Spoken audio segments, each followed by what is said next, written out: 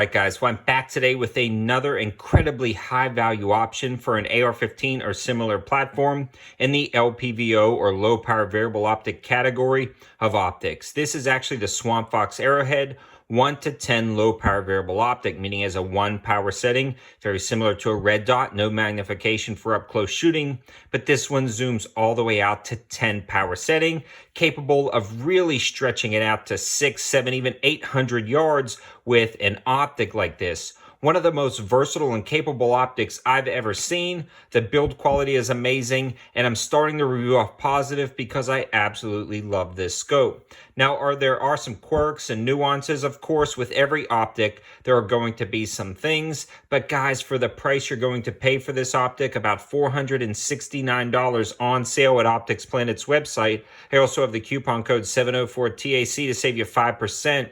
I feel like this is absolutely one of the best and most versatile optics you can find for under $500, actually well below $500 with my code. So stay tuned for the specs, features, and performance of the Swampfox Arrowhead 1-10.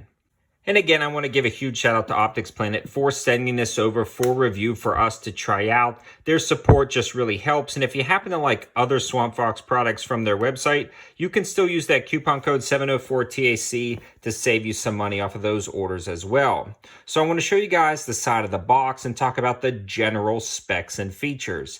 Again, it's a 1-10. It's a second focal plane optic, and this one has the mil-dot reticle system with the CQB ring. It is illuminated, and it has a 30mm tube. Now, with the second focal plane optic, it means these mil dots are only effective at the 10 power setting. You can't zoom to the 8 or 6 power setting and expect to use those for bullet drop compensation. They don't correlate. That is a problem with second focal plane optics. But in reality, I like second focal plane optics because this stays the same size. When it's at the 1 power setting, you can still really see that large CQB style ring for up close and personal defense shooting. Again, you can pause this if you need any more information about that. We've already mentioned this is a 30mm tube, so all of those common 30mm mounts are going to work great. I believe this is one of the Sonic King or Hiram mounts that were being offered for a while there. Can't find them anymore on Amazon. When they come back in stock, I'll let you guys know. But with that 30mm tube, you're going to gather more light and transmit it to your eye than those 1-inch tubes, so I definitely like they went with a 30mm tube. It's almost becoming the industry standard. It also has a throw lever included in the box, which I find very nice. Swampfox continues to push the envelope when it comes to the build quality and the things included in the box, like a bolt-in throw lever. It's also adjustable. I've got it slap right in the center, so you can easily flip this smooth throw lever from side to side, which is convenient if you're tracking game or coyotes across a field.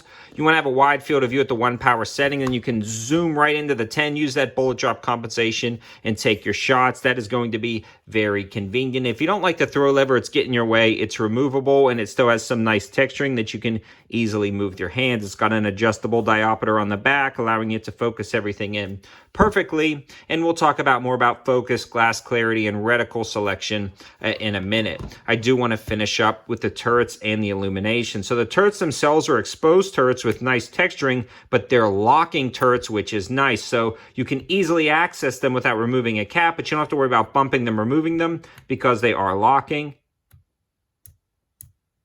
The clicks, guys, on this thing are on par with $1,000 optics. They're very good detents. They're audible, they're tactile, they spring right into place. There's no guesswork. It's not spongy whatsoever. They're very visible and easy to see, and again, they're locking. And then the illumination is really nice because it gets insanely bright. So I'm really happy that this gets ultra bright. But not only that, it's got an off position in between each category, and it also has night vision settings. So the illumination is not just the traditional turn knob style and then go back. It's got on and off in between each night vision settings, and it gets incredibly bright. So they are really nailing it when it comes to the controls and outward features on this optic. Now I want to talk about glass clarity, ease of use down at the range, eye box, and eye relief, as well as the effectiveness of the reticle.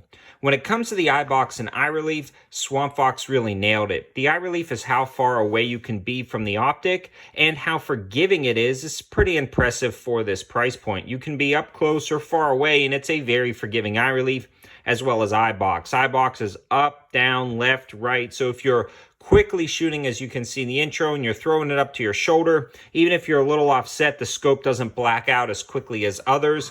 This one has a great eye relief and eye box. The glass clarity is amazing. Now, the intro doesn't do it justice. That is a camera like an iPhone looking through a lens system, looking through another lens system, looking through the scope, so you get some distortions. But the edge clarity is insanely impressive. The glass clarity is impressive. Again, competing with more high-end scopes, and that's $700, $800, even $1,000 price point. This glass competes with those. And again, remembering this is well below $500 for this optic. The other thing is the reticle is incredibly impressive. That mill dot reticle that you can pick, or the bullet drop compensation reticle you can pick, is very nice because it does have that large CQB style ring, which doesn't get in the way of precision shooting, but it aids in quick personal defense shooting. And the fact that that gets plenty bright during the day is going to be very nice for personal defense, or hunting at dusk if you want an illuminated reticle. Also, the 1 power setting is truly a 1 power setting. I've never seen a 1-10 nail it so well in this price point. They really did an amazing job of making sure the 1 was truly 1 power, a seamless transition between peripheral vision and looking down the optic. And it's also an amazing glass clarity and very good just overall performance at the 10 power setting. They didn't skimp on one to make the other better. This truly is a great optic.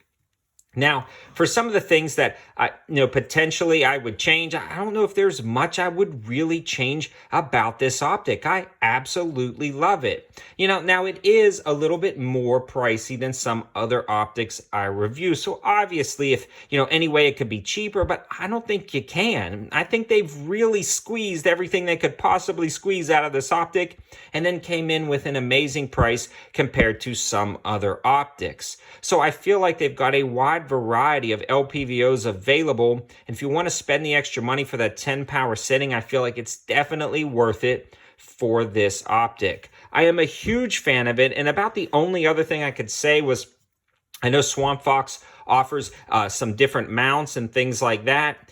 Maybe one day they may actually offer some mounts in the box with their LPVOs together instead of buying them separately. But then again, that may run into some issues where people just want to do regular scope rings depending on what they're mounting on. So I can see why they sell them separately. Makes sense to me. But I am a huge absolute fan of this optic. I can highly recommend it. And guys, this is one of the most versatile and honestly one of my favorite optics for under $500. You will not go wrong with this. It's got a permanent place on top of this Diamondback 5.56 AR-15.